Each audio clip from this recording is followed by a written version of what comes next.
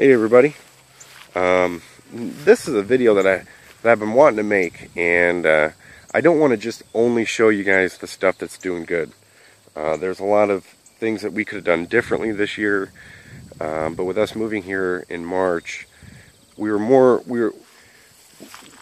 focused on getting the garden set up and getting everything ready to have stuff growing in it, necessarily than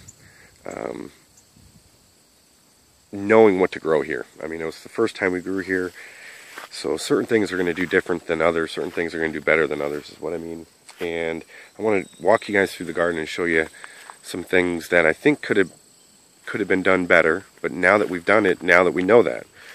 And I don't want to just only show you stuff that's good, like my corn over here that's 6-7 feet tall already, you know. But if you look on the inside, here's the beans, you know, and the beans have just been torn apart by beetles. So the beans themselves are still growing. Hopefully I'll get some good crops up. But look at this. And those aren't ladybugs, guys. So let's see if I can focus on there. Yeah. Those guys are eating my beans. And they're all over the place. And I don't spray anything. So these are pole beans. And as I've said in some of the previous videos, I like the bush beans because they put on beans before these guys come out and before they get strong and start eating all the beans. And so I'm going to focus on bush beans next year. Early bush beans. And try to get them in the ground as fast as I can. Now this bed right here was a beautiful patch of nasturtiums on this side and arugula on this side. And I don't know if the arugula was planted too thick, but it immediately bolted. And the nasturtiums didn't do good here. That was one thing that will probably not be growing again. For whatever reason, it didn't do too good over here or on the other side that we planted. So, I mean, this whole bed right here is just kind of, I mean, I've got arugula right here growing. And it's flowering, putting on seeds, but this is one of the wooden beds that we've got set up in the middle. And this right here is where we've got a bunch of beans and corn growing. Just beans and corn. There's a few pole beans in the back, but mainly just beans and corn. And this variety here is Country Gentleman, or it's a white variety. It's a white sweet variety. And it didn't do too good either. Both of the sweet corns that I planted, I mean, they're growing. They're putting on little ears of corn, but they didn't do very good. You can kind of see over here, I mean, they only got about 4 or 5 feet tall. But compared to the popcorn that I'm growing, it's doing great. So I'm going to just focus on the popcorn. I grew it last year. I'll just stick with it because it's obviously doing good. There's strong seeds, good genetics, and awesome tasting popcorn. But yeah, sweet corn not so much. And that's that. Here's this bed that I was just showing you. This right here is a mix of stuff that I did. And we've got curly leaf kale growing over here on the right side. There's onions down the middle. And there was a bunch of mix of stuff. There was nasturtiums, there was arugula, radishes, mustard greens, lots of different things. And it didn't do as good as the weeds are. Yep, the weeds are doing a lot better than they did. And if you remember, I had a bunch. They all went to seed. They bolted really quick. I think that was the biggest thing, was they all bolted, went to seed, and now the only thing you can see left is weeds. I don't like to call them weeds, more wild plants. But right down the middle, right down here, is where there was a bunch of different stuff. So this will be totally different. We'll probably be doing a Native American type garden here also too, with either amaranth down the middle or corn and cucumbers and squash and melons around the base of it, acting as a ground cover. So Another thing, the sunflowers are doing awesome. And there's really some really huge ones. Like, look at the size of that sunflower head. That plant there was over 10 feet tall. I posted some pictures on Facebook of my little man standing right next to it, looking up at it. So the sunflowers are doing great, but there's also I've got beans growing in here, and actually now that I look at it, these are the only beans that haven't gotten chewed up. I am actually looking at green leaves. That's amazing. I've got beetles on there, but for some reason these leaves here are still green. And these are the Kentucky Wonderpole beans. So that would make sense, you know. Hey, I'm in Tennessee, Kentucky's right next door. So I mean that's a pretty good observation I just made right there, that the Kentucky Wonderpole beans might still be an option for pole beans for me, rather than just going only with bush beans. Yeah, and they're growing all up over here too, back that way. But I like the beans with the corn over here, but I mean I really could have used some more cucumbers or melons or pumpkins, you know, something vining in between there to act as a ground cover. Even butternut squash.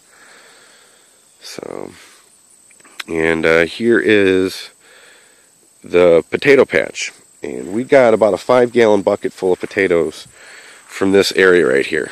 And if you remember in the videos when we were harvesting them all, so just this area we got about a 5-gallon bucket full of potatoes, a little bit more. And then we had our cabbage and our broccoli over here. Well, I just recently harvested a lot of the cabbage, and we gave a bunch away to our friends, and we still have a little bit inside. But here's what's left over from the plants and some of the cucumbers that weren't good that we harvested. And I'm actually composting all this stuff right here, right in the middle of the bed. I don't want to move it anywhere else. I want all this stuff to break back down, and I'll be able to spread it back over the soil. And I should have some straw over the top of it. There's some grass clippings, but here's some of the cabbage that we harvested, but we left. We left it in the ground, and it's actually making mini little cabbages now, which is pretty cool. Yeah, and these were all harvested, all the cabbage was. But we replanted potatoes here about a week or two ago, and there were some red varieties. I think it might be too late. I just wanted to give it a shot and see if I could even grow a second shot of potatoes for the year. I mean, I know people down south are able to do that, so I got a hold of some early seed potatoes, purple varieties and red varieties, and we replanted this one here with potatoes, and then over there also too. So yeah. Oh, here we go. Onions. We've harvested tons and tons and tons of onions out of here. And the onions have kind of died back a little bit. I've showed you guys in some of the other videos, but we've got a lot. We've gotten a lot over the season already. So even if I don't get any more onions, I'm happy because we've gotten so much and used them every day since a couple weeks after we planted them. We've been harvesting them. But I'm thinking about planting garlic in here. I've got a bed here that you can barely see amongst the weeds. One here, one over there, and there's an empty spot back there where that big giant plant's grown. But yeah, I'm actually gonna probably plant some garlic in here, I think. So here's just some of my thoughts on the garden. And like I said, the fact that we were able to move in March and have stuff growing in here within a month, we were pretty happy with that. You know, we planted this area here first, the sunflowers, the cabbage and the broccoli, the potatoes, and all the different things on the other side, and the kale. And I still got some red cabbage here, and I don't know whether to do something with it or just leave it, and hopefully it'll get bigger. But it's been through a lot. It's been through a lot of different a lot of different seasons of bugs, you know. Since it's been growing, there's different bugs that have been chewing on it, and then they come and they go. And then a new kind of comes along. So I don't know whether just leave them for the wintertime or what, but I still think this would have been a better use of space. I had all the romaine in here. We harvested tons of romaine. My wife actually sold it to one of the restaurants in town here. We had so much. And the rest that I have, I left to go to seed. So I'll have plenty of seed for it next year, but here's some more curly leaf kale. These are some good looking plants here too.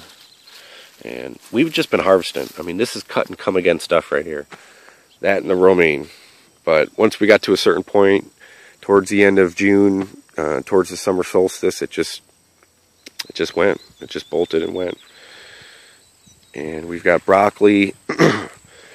And my favorite was the red sales lettuce. And it's went to seed. And I'm getting ready to harvest that. So yeah, this year wasn't so much about trying to maximize the amount of food that I'm growing in the space. It was more about getting the garden set up. You know, it's our first year here. I wanted to get a bunch of things set up. I wanted to try a lot of different things and see what kind of works the best. You know, I tried 3 different types of corn, 2 types of sweet corn, 1 popcorn, and the popcorn was the only one that did good. Here's what the other sweet corn looks like. I mean, it's tiny. And this is red sweet corn. It's supposed to be a really cool variety. And I've got little tiny little ears. Don't get me wrong. You know, there's little ears on there. There's some of them have 2, like that one's got 2 right there. And here's another nice one. But and they all got little ears on them. But, I mean, they're 4 or 5 feet tall.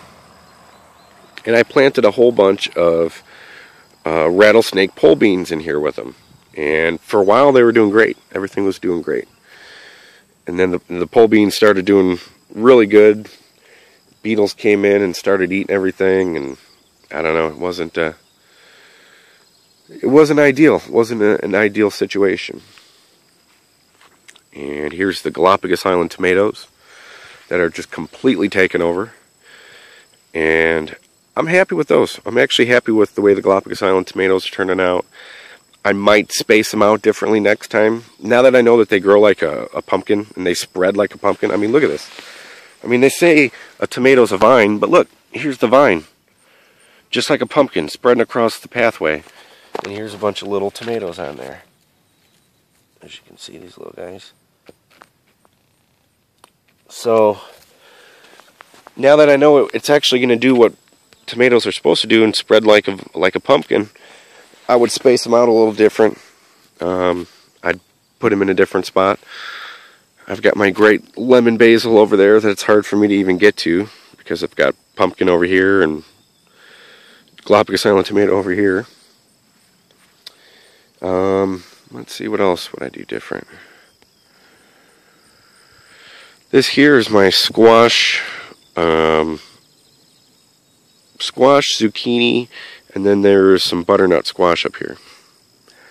And there's actually a little bit of dill. If you see, there's a plant of dill right here. There's another one growing right there. So this is kind of a squash patch. And eventually, these guys will start to kind of wither back. They're kind of starting to a little bit. I haven't had any problems with, you know, squash beetles and stuff, or the worms actually getting inside of the stems. I haven't had that problem yet, knock on wood. But yeah, so far everything's doing pretty good here. I'd leave this the way it is. I've got a bunch of melons growing over here. I got some, those little yellow watermelons. I've got a cicada sweet melon, a Kazakh melon, and a few other things, and I think they're doing all right. I mean, it's going to get to the point where in the next couple weeks, I won't be able to get to this whole back area back here, because that's mainly all I planted was melons, and then we also put the big pumpkin right over here. You can see the big pumpkin. Here's part of it. Let me see if I can find that giant pumpkin that was in here a second ago. Here it is. Yeah, look at that. So, and I'm loving the pumpkins. The pumpkins are really really digging the soil here. And if you can see that big yellow thing over there, that is that first pumpkin I showed you. It's already turning nice golden orange. So yeah, that's pretty much all I'm gonna do. I'm probably gonna expand the garden that direction. There's some really good soil over here also too. And I'll probably try to grow some giant pumpkins, giant squash, and maybe some giant melons in the yard also too. So yeah, that's about it. That's some of the things I do different, and some of the things that didn't work out that good this year. And I want to show you guys that. I mean, I learn a lot from other people's mistakes or what other people are doing. You know, that kind of gives me an idea of what I want to do. So if seeing what I'm doing or things that I've made mistakes with would help you, hey, that's what this is all about, you know, learning from each other on YouTube. So thanks for watching, guys. Hope you enjoyed it, and y'all take care. I'm gonna go pick some squash now.